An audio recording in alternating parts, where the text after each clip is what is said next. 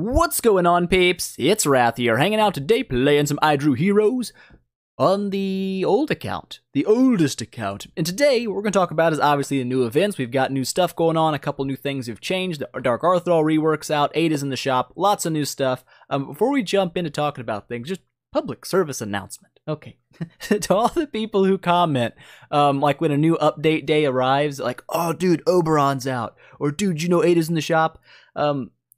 It is like, it's like legitimately my job description to know that stuff. So yes, I knew. I've been talking about Oberon, but not Oberon by name, but the new Forest Mage for like 2 months. I knew it was coming out. It's not a surprise to me. So you don't have to like let me know these things. I mean, you can if you want. That's your thing. You know, power to you. But just heads up, when it comes to new events, I get the exact same screen that you guys get when I load up. So every change that's been made, generally speaking, I'm going to know about it. Speaking of new changes, let's talk about crap. Let's talk about the new crap. So first up, we got the new Forest Mage Oberon. We'll talk a little bit about him later. Again, I don't have an E3 right now, just spoiler alert. I'm not a super megalodon with all the monies in the world, so I don't have one yet. I do plan to have at least a 10-star by the end of the week. Fingers crossed. That might be ambitious. That might be ambitious. We'll have a 10-star definitely next week. That's not ambitious. Well, that still might be a little ambitious. We're going to have one eventually. It's going to happen. But right now, no. So new Forest Hero. Dark Arthindol got the rework. We'll talk about that. It was pretty mediocre in my opinion, but we'll get there. Ada, obviously Glorious Temple. Hot news. Also an Elite 5-star shards. Double hot news. Optimize the skin interface. So you can upgrade your skins now from either your skin inventory or the actual hero itself. Much simpler. It's just a good change. It was kind of needed. It was kind of a little bit weird. You had to actually like go into your skin and click on the. It's changed. It's better. It is better now. Also, you can now filter your tavern quests. Hallelujah. Quality of life, baby. That's what I'm talking about. I love quality of life changes. They're great. This is one of those. Thumbs up for me. Optimize the entrance UI of the Seal Land. So now instead of it telling you the opposite faction of what you're using, it actually tells you the faction you're using. Not sure why it wasn't launched this way. And I'm not sure now that they had it launched this way and it's been ingrained in my mind for 6 months, they decided to change it. Because now it's just backwards to me. Because I've been used to looking at the options faction for so long, so now it's a little bit weird. But whatever. Do what you want to do, it works. Also, now you get a second like confirmation, like, do you really want to refresh the wheel? When you refresh the wishing fountain, not a problem for me, because if I'm refreshing it, it's because I'm stupid and I'm doing it on purpose. I don't think I've ever accidentally refreshed it with gems. But hey, apparently somebody out there did, and they're like, we need to put a confirmation in. I'm okay with that. Anytime the game asks you more than once if you want to spend your gems, it gives you a second chance to think, is this really what I want to do? And now you can do that. So with that said, let's jump in and look at the boring stuff first. Like, oops, like the Clover Garden. Need to go ahead and spin these suckers up. Boop, boop, boop, boop, boop, boop, boop, boop, boop. 8 more orbages. Perfect. With that done, that's pretty much all we're going to talk about. Just kidding. No, we've got the, I don't know what the Kiss of Sakura is. That must be something overseas. I don't know about it. But there's a thing. It's a thing. But the good thing about it is it gives you stuff. It gives you 50 scrolls for $50, which is better than the option that isn't even there. It should be right in there. It's not there. But it gives you the same amount of scrolls the $70 package does. But it does short you 1,000 gems. Not a terribly huge deal. It gives you 88 million golds, which is nice because the blacksmith event's on. So that's kind of useful. The avatar I can live without. I'm not a big fan of wreaths. It's just not my jam. Even though if you take out the E, it's Wrath. Ooh, not important. Not important at all. It does give you VIP, just in case you're wondering. It's written there on the screen. Boop, VIP plus 2,500. So there you go. Value packages. Bum. Normal value packages, nothing special about them. Same as always. Nothing really different there. If you want to buy them, then you will buy them. If you don't want to buy them, then you will not. Boom. Mind blown about the simplicity there. The Hero Lottery. That's just a fancy way of saying if you pull this guy, you get this stuff. Woo! We know about that by now. It's a thing. It's been around. Not sure why they call it a lottery. I guess you are kind of gambling to get him. But whatevs. The summon prizes, same as always. Your first 300 points are really nice for progression. In terms of it gives you 15 profit orbs, which is just absolutely beautimous, but it also gives you 30 scrolls to kind of help you get further in the event. So you actually only need 470 scrolls to fully complete a heroic summon event. Only being a relative word, I guess, it is still a buttload of scrolls, but whatevers. But anyways, If you're a new player, I would recommend you do whatever you can to get as many rewards as you can, because these things will help you progress in the next event, and it's a whole lot better to get 100 mediocre heroes and actually make some progress than to save and skip 3 months of heroic summons to spend them all at once, and your big payoff is you get like an exclusive hero in the 15 relics. Just BT dubs, you're a free-to-play player. When a new hero launches, odds are, unless you are the luckiest human being on Earth, you're not going to build it for a decent amount of time unless you've already got a huge backlog of E3s and you get really lucky with copies and you can just immediately replace it. In which case, power to you. For new players, it's not going to be something you're doing. You're not going to be building Oberon to E3 anytime soon. It's going to take you a long time to get there. So saving for full completions as a newer player or a free-to-play player is something I would say you do a little bit later on in your playthrough when your team's already pretty developed and pretty solid, and you can take the hit to not getting fodder that month and it doesn't really hurt you that bad. For new servers, you don't want to take that hit because it's going to set you way behind. Trust me. Trust me, I'm a doctor. I'm not a doctor at all. I'm just a guy who plays video games, so you can still trust me because I'm pretty much a doctor. Pretty close. About 8 years off of my PhD, so... I don't know, something's wrong with me. Anyways, in the altar shop, you can buy Scary and Cruce Double Abyss, which is a little bit strange. Pretty decent. I actually kind of need a Cruce on this account to make an E3, if ever I do that. I said do, look at me, I'm an adult. Whatever. All right, so we also got Scary popping up in there. If you guys don't know about Scary, I don't know where you've been. He's like the PvE king. He rules PvE. You get a team of 4 Scaries, you can pretty much take down any boss in the game. You do good damage. It's thing. So he's available in the shop as well over in the altar store. We'll look at him in a second to get the prices. And then the Grey Dwarf's Blessing, same as it always is. Takes your monies, takes your gems, takes a set of gear, makes it a better set of gear. Boom. Simple. I would say X this off right here. Boop, boop, boop. You don't need this one. I never use it. You get plenty. Like I said, I've got 3 pieces. I can already fuse up a 5-star set. And if I fuse up a 5-star set, it saves me like 20-something million gold. And I don't have to spend any of my gems. And I can just fuse up and make this 5-star set on my own with the blacksmith itself. And then come down to the event and I can make my 6-star gear here and use my gems and gold for that. Or I can just go down to my 6-star sets and turn them into the class-specific sets. Boop. There you go.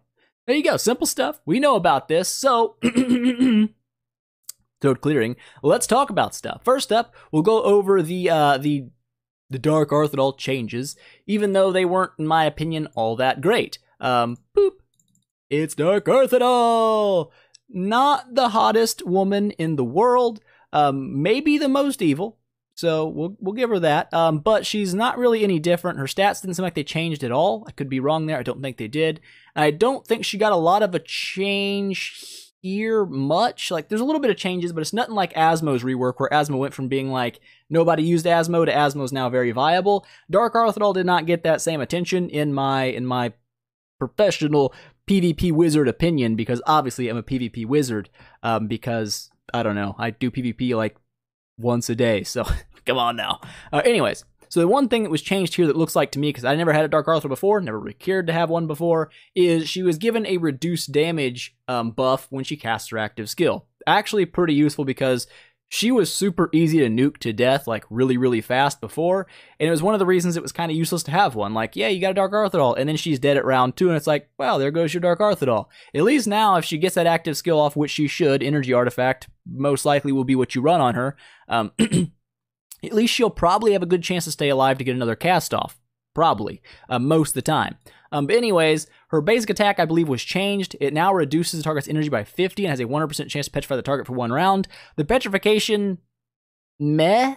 I mean, yes, she'll be pretty fast compared to some other units, but it's going to hit the person in the 1 slot, so depending on whoever they run in the 1 slot, it may be a big deal, it may not be a big deal. You know what I'm saying? Drain the energy, slightly annoying, definitely utilitarian. It's not a bad thing to drain energy, it's super annoying, don't get me wrong. But I mean, it's not like if it's a 2-round petrify, okay, that's got a lot more utility. 1 round is just pretty mediocre in my opinion. Just gonna say it. I don't think it's super duper fantastic, but whatever.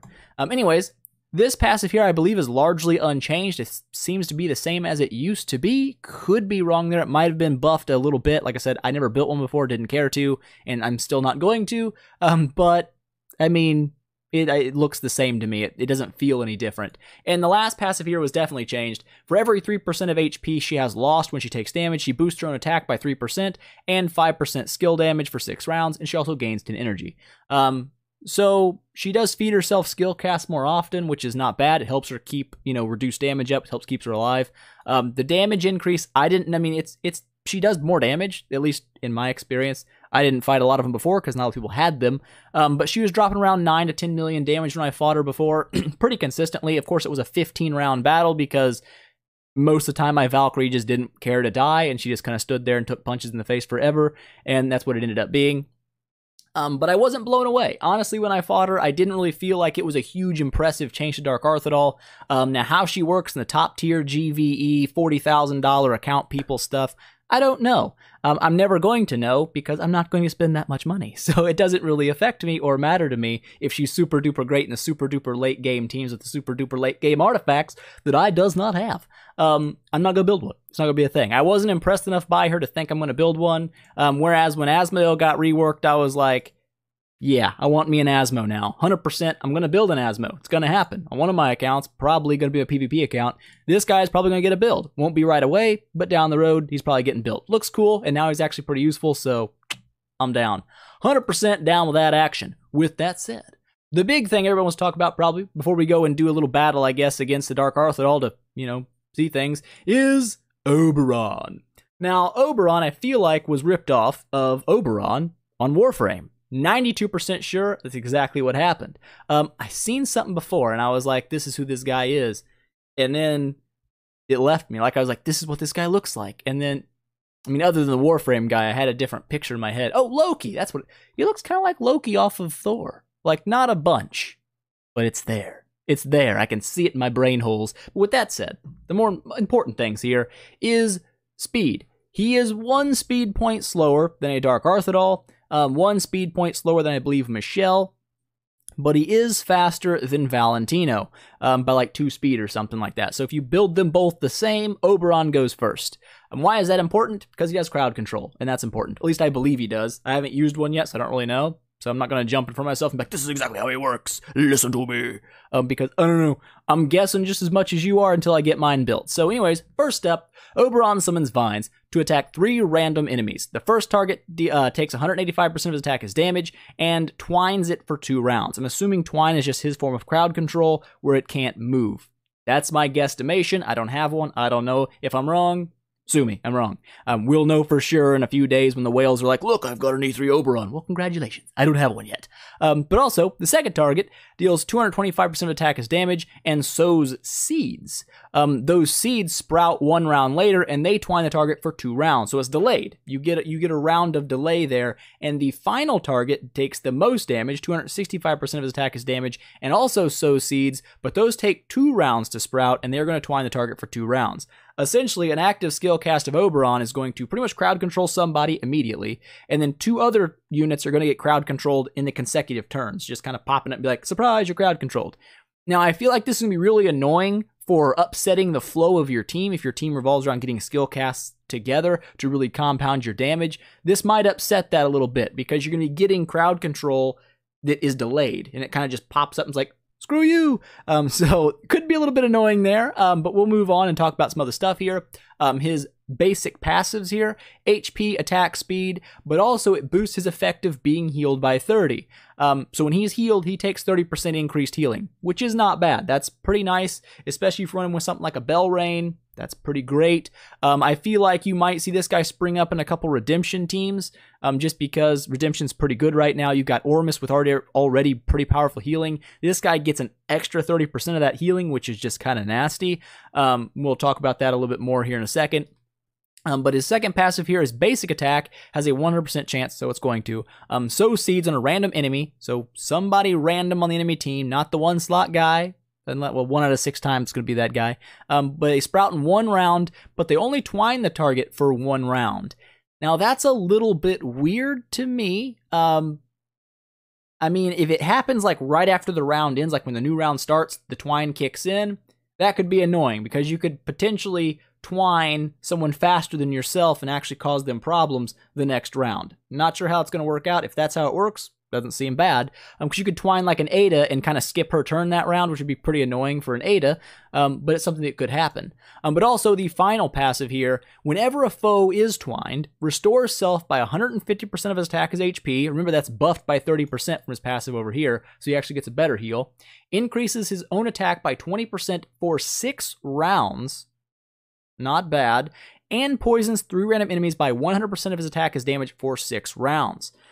Now, I don't know if the heal is a heal over time or if it's a burst heal. I believe it's just a burst heal because it doesn't say 6 rounds after it, where the other 2 specify it's for 6 rounds. So I assume the heal is a one-time thing. However, the way his skills stack up, at least in my eyes, he's going to do a lot of that. You're going to get these buffs proccing more than once per round. At least I feel like they will, because he has delayed rounds. I don't know if it's just when they get twined, or if it's every time they're twined in general. So if you have, delayed twines that last for 2 rounds, does he get that buff on round 1 only when they when they first get twined? Or is it going to also happen the next round when they're still twined? I don't know, I don't have one. These are things that will be answered later down the road. Either way, being that things are delayed, these are going to end up stacking. You're going to get the immediate twine from his active skill. It's going to pop again next round for sure, and the round after that for sure. Plus his basic attack's going to pop up. So essentially on round 2, if you don't use an energy artifact, he's going to have 2 twines that go off simultaneously at worst, which is a pretty decent heal, also boosting his attack. But 3 random enemies getting poisoned for 6 rounds, that means that those are going to stack on themselves very well. 6-round buffs are great because it means you get 6 rounds to do it again, and it's going to add on top of itself. So you get 20% attack, then 40% attack, and all that business. I don't know if it's additive or multiplicative. I would assume it's additive. Could be wrong there, but whatever, not important. Also, the poison damage, again, not a huge amount. 100% of his attack is damage for 6 rounds, but it's a 6-round poison. If you continue that little trend where you keep stacking these up and getting these debuffs to pile on them, that can become a decent dot that adds extra damage to him. So my initial assessment would be he's going to be a solid PvP unit. I don't really think he's going to launch and be like, oh, this guy's a fat turd. He sucks. I don't see that happening here. I think he's going to be actually really solid in PvP. He's fast. He works in a similar-ish way to Valentino, but a little bit different as well at the same time. They're not like twinsies, but they could be twinsies. He's like if Valentino got attacked by a tree and they made babies and that was born, and like an elk somehow mixed it up with them. That's what this is. He's like Valentino's weird elk baby. Oh, I'm good. I'm good at this. I'm great. Anyways, so that's probably what he is, pretty much. Strange guy, but definitely a lot of crowd control. I do not think he's going to do fantastic against bosses, because generally speaking, units that like spread out their active skill damage like this guy does, 1 target takes this, 2nd target takes this, 3rd target takes this, unless that gets compounded when there's 1 unit, which it usually doesn't, he's probably not going to do amazing damage versus bosses, and his dot isn't really huge, so I'd assume he's not going to be a fantastic boss fighter. Just initial impressions, I'll know more later when I have him built, but he's not striking me as like one that kind of dual rolls really effectively, unless you're looking at something like the Aspen Dungeon. I believe he'll have decent survivability there due to all the twining. He can kind of crowd control the crap out of people and constantly heal himself, which does seem pretty nice. No crowd control resistance, which will be a little bit scary for him, getting stunned, frozen, petrified, stuff like that. Probably won't be great news for old Oberon. And in Tower of Oblivion, that pretty much chases PvP rules. He'll be pretty good there. I just don't see him being a great boss fighter. That's probably, I would say, his biggest weakness. We'll know for sure later. For right now, that's kind of what it seems like. With that said, I'm not going to spend my scrolls on this account. I do have 1,300 of them. I'm just going to save for the anniversary and try to do like maybe a 4 times completion for funsies. I don't know. This account's a PvE account that's mainly focused on fighting bosses, so Oberon's not really... not really super duper great for this account. I just don't feel like he's going to be a super awesome unit. So we're going to save those up, spend them on somebody else. It'll be a good time. But for the PvP account, absolutely spending, and the mid-tier account, want to spend there as well, because I don't want to fall behind in progress. I just want to get new units to build things with. That's the main reason. I don't really care for Oberon over there, but you get the idea. Any hoodles, with that said, we're going to jump in here and we're going to do a battle. I believe it's this guy. Yes, he has the E3 Dark Arthindol. I fought him before. I lost horribly because, like I said, this is a PvP team. Mine is not. Mine is very much a PvE team, and it's not even a super great PvE team right now. Sadly enough, my PvP team is giving it a run for money, which is, I mean, well, sad. Whatever. But a lot of crowd control here, which, you know, generally lends itself okay. Oops, that's the wrong person. This is the person I'm looking for. We'll drop on a deer to stay alive, but this is kind of the team. Like I said, you've got Valkyrie that's PvP oriented. She is kind of there, but she's being replaced a lot in most teams. You're kind of seeing people shift to Ormus and Valentino. You're not seeing Shia quite as prevalent anymore, which is a little sad because she's a cool unit. But anyways, and I have one, so it's definitely sad. Still pretty good burst damage, though, but that's pretty much all I've got. I mean, Cruise a little bit of stun, Belrain's okay with their 10 stars, so... Dasmog, absolute butthole in PvP. Don't build one for PvP. Please don't. Don't hurt yourself. Don't do it. It's bad. And then Sigmund here, which obviously Sigmund blows in the old PvP arena, so probably don't build that one either. With that said, though, let's jump in here, give it a run, and kind of see how things work out. Now, I did this battle like probably 15 times before, and generally speaking, usually I didn't die. I did sometimes. He actually killed my whole team, but a lot of the time it was more of we just tied out. Like, he couldn't kill my Valkyrie, and we just ended up going 15 rounds of battle. We can slow it down here a little bit just to kind of see what Dark Arthindol does. The problem here is I get silenced a whole lot by the Demon Hunter, so I'm not... Ooh, look at all those stuns. I think I stunned everybody but Valentino. That's not bad. But yeah, generally speaking, this is kind of what happens, is we just end up tying a lot. But if you see that basic attack there from Dark Arthindol, not only did it not petrify Shia, which it should have, it also didn't drain her energy. She still had an active skill cast right after it. So I don't know if this guy hasn't updated his game, and because he hasn't updated his game, it's not, I mean, but it doesn't make sense. It should be updated for me, because I'm updated. So the Dark Arthindol should be doing her normal job. I don't know if that's the case here. We actually won. It's the first battle I actually won against this guy, and I fought him like 30 times earlier. Well, look at that. We're amazing. We're better than I thought. Really, though, we lost every time before. That's weird. But yeah, we'll run it again. We'll probably end up losing, I would assume. If 1 in 30, odds are we'll definitely lose again. There we go. Got petrified that time. But as you see, she still gained energy after the attack. So the drain of 50 energy, I mean, it does drain 50 energy, but I guess if she crits on you, you gain 20 back, or you gain like, well, yeah, 20 back from the crit. So I don't know. We'll see if after this round, if the Dark Arthindol can drain that active skill down. Because she should. I mean, it should take Shia down to 50 energy. Well, 60, because, you know, you get the energy from attack. But there you go again. You see the Petrify kick in, but the energy drain didn't. She still has a full active skill, so I don't know if that's just a bug right now and it's not working as intended, or if because this guy hasn't been online to update his game, that it just isn't a thing right now. I don't know. You know, I can maybe find somebody in PvP, maybe, that I could try another test on and just see. But like I said, from my initial testing, she doesn't really seem all that different from before. Yes, she's different, but I do see that reduced damage proc up here. She died immediately after showing it. That little bubble is reduced damage. So it shows me she does have the reduced damage buff, but it feels like her energy drain might be bugged.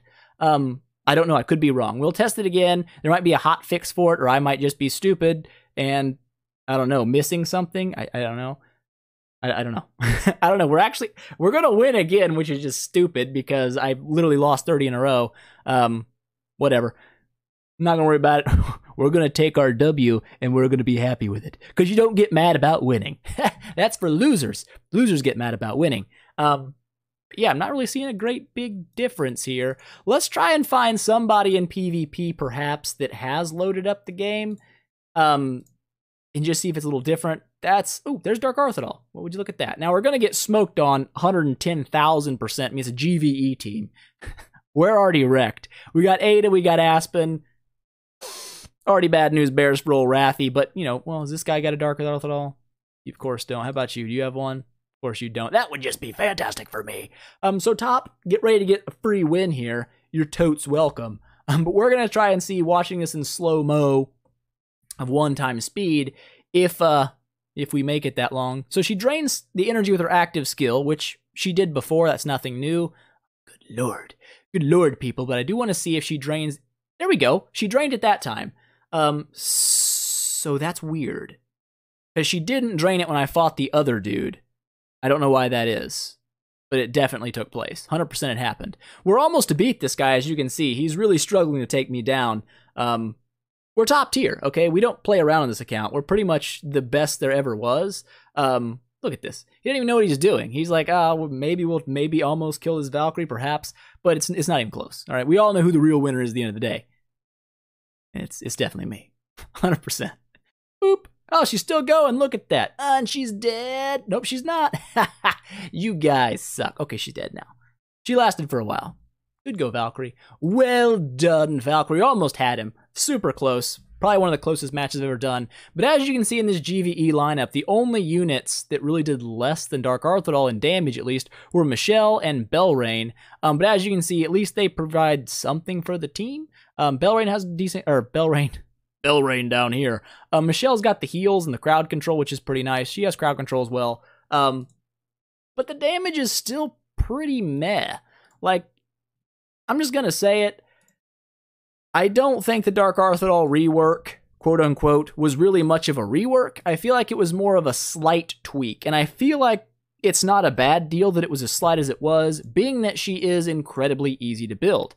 She's one of the heroes that is most often given in the shelter events. She's like one of the only dark heroes other than Sleepless that you see repetitively there. You can also buy one in the shop for 5,000 coins. She's there pretty often. But also you get one as a VIP reward even. So like I said, she's probably the least rare dark hero there is for sure. So making a massive buff to her didn't make a lot of sense to me anyways. That's why I thought it was going to be Dasmog until I reread comments and found out that it was not going to be Dasmog, and my sadness showed because, as you can see, I have one. I have a Dasmog, and he gets pooped on pretty much constantly. It's like his favorite thing is getting pooped on. He loves it. It's great. Other than in PvE, when he fights bosses, good lord, words, fights bosses, he does all right. When it fights PvP, he dies immediately and sucks bad at it. So the Dark Arthindol rework, I would say, to me, just from the first couple tests I've done against it, it seems pretty meh. It doesn't jump off the pages like, whoa, this is really, really good.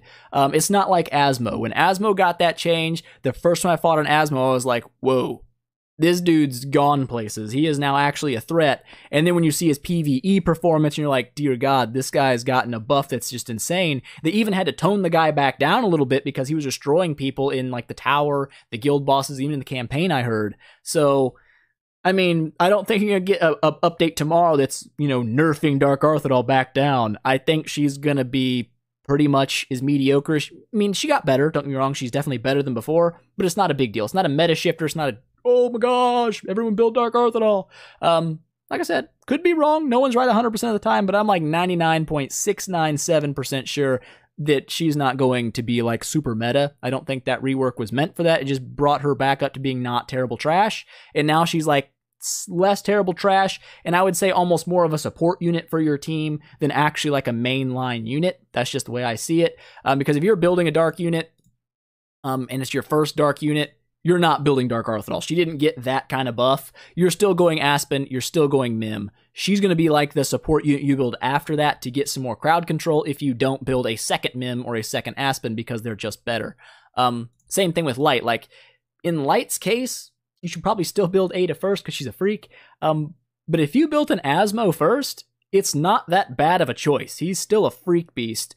You know what I'm saying? Like, he's got utility in both PvE and PvP. It's not a really bad thing. That's not the case with Dark Arthindol. No one's going to jump in Dark and be like, gotta build Dark Arthindol first. She's OP now.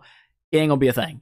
So there's that. That's pretty much the new events, my take on them, how I see things. And tomorrow we'll probably drop about 1,000 scrolls on the PvP account, hoping to grab some Oberon copies and kind of get some stuff rolling there. So that's a thing. Excited about that. Woo! I probably won't do any Dark Arthindol testing, like going on accounts with an E3 Dark Arthindol just to get a test. Because honestly, I don't feel like the rework was big enough for it to matter. That's just my take on it. So anyways, I think that's me up for today, guys. Just a quick overview of the events. I hope you guys enjoyed it. If you liked the video, please make sure, smash that thumbs up button and show your support. And if you haven't already, don't forget to subscribe as well and tell your friends about it because that definitely helps me out a lot. And I will see you guys in the next one.